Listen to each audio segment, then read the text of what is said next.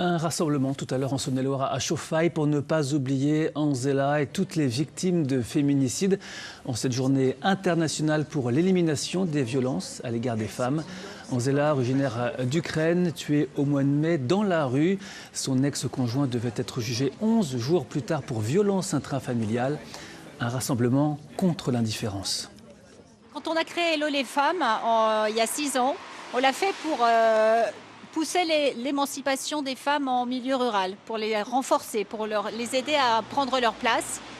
Et il se trouve que l'actualité nous a rattrapés. Évidemment, au cœur de cette commune où il s'est vécu ce terrible drame, on a été très touchés.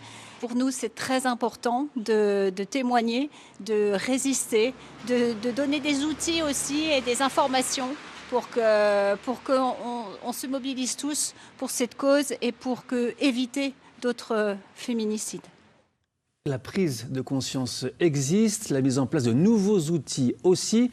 Pourtant, le nombre de féminicides ne baisse pas. Christophe Taris, les chiffres sont même effarants.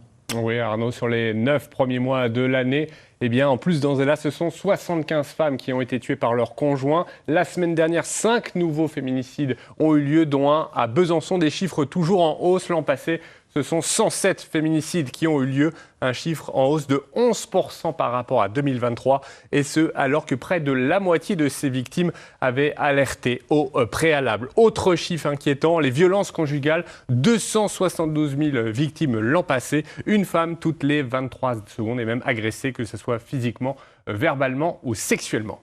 Quelles sont les solutions qui existent ?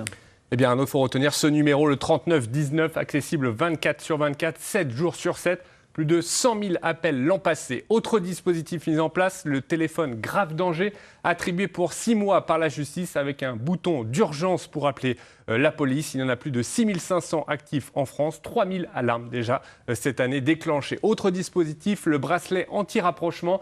Il permet de géolocaliser les agresseurs et signale automatiquement à la police. Moins répandu, 700 actifs seulement en France. Et puis la justice, les femmes peuvent désormais porter plainte directement depuis les hôpitaux et également des ordonnances de protection plus rapides. En 24 heures, il y en a eu plus de 4000 l'an passé. Ça, c'est partout en France et en Bourgogne plus spécifiquement ?